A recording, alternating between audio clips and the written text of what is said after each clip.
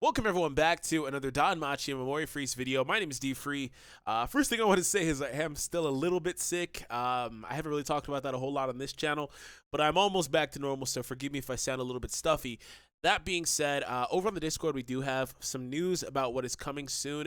So first thing I want to point out is, of course, this information is public. It's on Reddit and other Discords and all that stuff, but I love Premise over here for the help with putting it in our Discord where it's readily available for me and for all the people that are a part of our channel or Discord server, excuse me. So make sure that you guys do join. Otherwise, as you see here on the left, we have a whole bunch of other games you guys can talk about. We have a whole bunch of different channels for all the games that your boy here does on his channel and other channels, and of course DG and all that stuff. We got a lot going on, so make sure you join. Anyways, there is going to be an Attack on Titan crossover. As you see, I am incredibly excited for Eren and Mikasa right there. So, Mikasa, that's, I don't know why. I have a bad habit of saying her name like that, but I don't believe that's the right pronunciation. Forgive me if I'm mistaken. I have not seen season 3 yet. I'm just bad with names. I'm familiar with the series. I'm just bad with names. So, it's interesting, right? Without reading anything, it seems like we're going to have some sort of raid battle, which we haven't had a raid battle since the Behemoth stuff, and I can really see fighting Titans as like a raid battle. That would be interesting. So stay tuned for that. I'm also very, very excited, like really, really excited to summon for Attack on Titan characters in the game, like legit. Assuming that we'll be able to, which of course most time that there is a crossover, just like the Kino's Journey one, which was like a long time ago now. But most of the time there is a crossover, you'll be able to summon these characters when it comes to these gacha games and crossovers. So I'm excited about that. So make sure that you guys are accumulating your iris if you can, or do what you need to, and just hold on to them. I know that the Halloween stuff, which we're going to talk about some more Halloween stuff here, is very enticing. You know, they're really, really good characters, to be more specific. But like, these are limited time characters you'll probably never get a chance to get again. Seriously. You probably will never get, again, another chance to get these characters. So be aware of that. So scrolling down, free 4-star unit will be Eren. Okay, so that's cool. Well, at least we get the main pro tag for free. The event boss will be a Colossal Titan, which we see here in this first image. Again, I kind of feel like it'd be some sort of raid. I would like that, but it probably will honestly wind up just being like a little story event like we always get. And then the final boss would be the Titan or whatever. But that'd be pretty cool. This is actually goes live pretty much just after Halloween, so that's pretty cool. So it'll be up at the end of the month, literally. So a couple of weeks away, so there's plenty of time for that, you know, Record Buster, War Game, whatever, right? So Familia system will be added on 10/17 after the update. You can join, leave, and create a Familia. There will be a chat system, but you can only use stickers. Okay, there's going to be a chat system, but you can only use stickers. Unfortunately, only using stickers sucks. Like, literally, it really sucks. They need to have some very, very descriptive stickers. But it's really nice to have the guild system finally coming. This was something that was announced like months ago, like 3 months ago or something.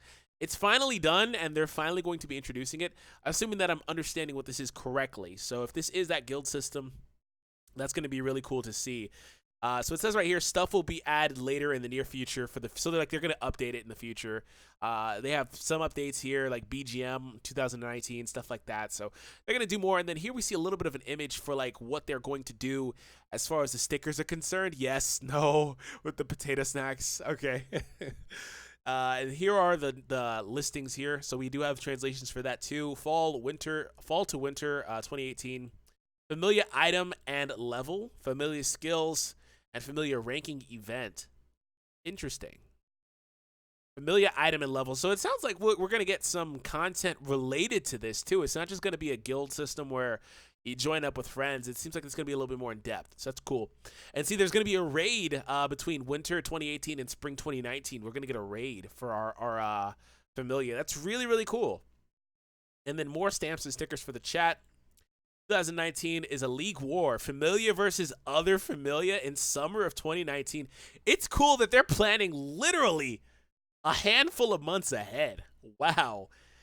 And more, right? And some. And BGM change function and castle destroy war. That's interesting. Excited about that. There's also going to be a new opening scene for the game whenever you log in. I like the current one a lot. That's my favorite one. It sounds like they also have the song here. I'm not going to play that too much here. But if you want to check it out, feel free to. I'm pretty sure this links to the song here. We'll just snip it really quick. Maybe. Okay, yeah, I like the current one a lot. That's my favorite one. So I'm sad to see it go. But there might be. I think there's a function that lets you. I think it lets you see it. I don't know if it lets you hear the song that goes along with it. But anyways, we're getting the return of the Halloween units. Now, if you guys recall, a couple of weeks ago when I did my breakdown for the new Halloween units that came out, I was like, yo, I'm looking at this at the list of units, and I'm like, what the heck? Like, I could swear on my life that there was Halloween units in here from before the game was released, and of course, the Japanese Halloween units, because the way that the game was up until apparently like a month ago was it showed all the seasonal units that the English version hasn't gotten yet in the actual character list, so you could see all the characters in the game, but then it showed all the seasonal ones that the game hasn't got yet, like the English one, because of course the Japanese server got them, so they had them in the files and they were visibly there and everything. And then all of a sudden, I go there whenever the new Halloween units are there, and I'm like, wait a minute, where are these characters? So that is the case, and I figured they would let us get them, because it's weird to not let us ever get those characters, especially now that it's Halloween time again. So again, these are the Halloween units that came out last year before the game was released in the English language and other language, right? Other languages. It seems like they're coming back. They probably got a buff as well. So let's scroll down a little bit. Yep, first thing I see, Bell will only get a buff to his magic stat. Yeah, that's what I figured. They would probably buff these units. I don't think that they too much buffed the summer units, but it's nice to see that we're going to get these, especially because we got the summer units as well, alongside the new summer units. But really what the issue with that is these are all time-limited units. These, this stuff here, it's all time-limited. So these are not characters that are going to be in your general pool. And I'm pretty sure the current Halloween units are too. So it's like all stuff you have to get now while you can. So be aware of that. Spend very wisely. And then, of course, there's a Lily here. Lily's ultimate or special arts. AoE heal to all allies. That's dope. That's really, really cool. For 4 turns, 20% HP regen as well. That's really solid. It seems like Bell doesn't change at all, though, aside from getting a buff to his magic stat. Jumping to double S. I don't know if it was double S before. I feel like this was a character that had, like, S there. But that's fine. So Lily's first skill is an AoE. 10% MP drain. Wow. And 30% to put enemies to sleep. Interesting. I wonder what the modifier is on that. I guess it's probably not an attack at all. It just drains MP. 10% of their MP is actually quite a bit, though. It's actually quite a bit. Because, I mean, like, she has 282, for example. It's a lot of MP to drain from somebody. It's not a lot, but it's a nice amount.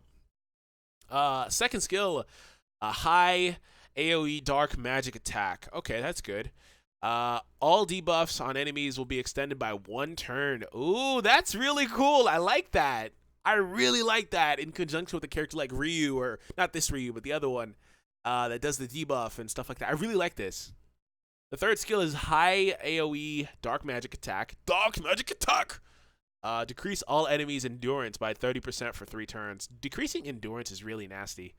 That's actually a really nasty ability because it's just endurance is just defense. Just reducing their defense allows your units to hit harder. That's really nice. And then she, of course, can then from there stack it for another turn and stuff like that. That's really cool. I like that. So we have a handful of units, actually. So Ryu, and I'll kind of go over this a bit more when these characters actually come out, I think. I don't know if I'm going to go over all this right now. We'll go over some of it. Normal attacks will change to light magic instead of dark. Huh? She changes her attacks from light element to dark? That's interesting. Oh, I see. Oh, I get it. Okay. So this is the update that changed on this unit. That's one of the things that got changed. I was like, wait, what? So initially, I'm guessing she did light element damage, and now she does dark. Ultimate or special, very strong AoE dark magic attack. Oh, that's interesting. Very strong. I'm guessing that's the ultra. Takes 20% of damage dealt as HP. And damage increases based on health. Based on the health. Okay. That's a really solid ability, especially because she heals herself after doing damage. It's like a drain type effect.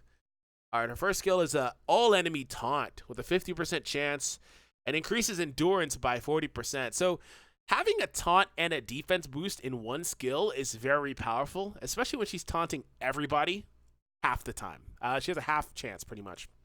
50% chance. That's really powerful. If you don't know what taunt is, it just makes the opponents target her as the main person that they would be targeting. So that's pretty interesting. So especially considering that she doesn't have bad defenses either. She's obviously a balance unit. It looks like she's very obviously a balance unit. And her main stat is in defense, by the way. She's either, you know what, she could be a defense type. That's very, very uncommon. But the only defense types in the game pretty much have abilities like this, if I recall correctly. I don't think Oka does, but he's a defense type too. And then, of course, the first skill, doing damage based off of the HP and stuff like that. Like, yeah, she seems like a defense type unit.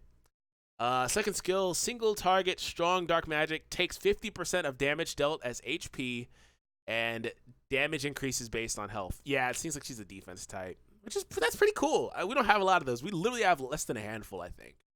There are units that are balance types that could serve that way, but, you know. Strong AoE dark magic attack, damage increased by own health and endurance will increase only if enemies are taunted. Yeah, she's definitely a defense type. Definitely a defense type. Hestia, all enemies lose 6% of their dexterity and increase all allies counter rate by 5%. At maxed out, she's 10% debuff and increase counter rate by 15%.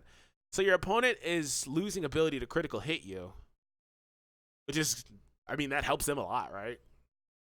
But you also increase your counter rate. It's an interesting ability. She's going to be very interesting to use. She's another defense-focused one, by the way. Those are very, very common. I don't really too much care for them at this point because we've gotten so many of them, but that's cool to see. Last but not least, we have the Return of War Games. Dispatch is apparently coming back and will be available on 10/18. So other than that, we have Seer. So she's all enemies lose 6% of their counter rate and increase magic to allies. Wow, that seems better. That seems a lot better. Reducing counter rate lets you kind of attack freely. And then, of course, you're going to hit a little harder because the magic boost. I like that a lot. So let me know your thoughts in the comments down below. Link will be down below in the description for the Discord as well. I implore you to check it out, especially if you enjoy any of these games, Dragon Ball Super Card Game, Fire Emblem, Dragalia Lost, all these other things. Until then, have an awesome day, and I'll catch all of you in the next one.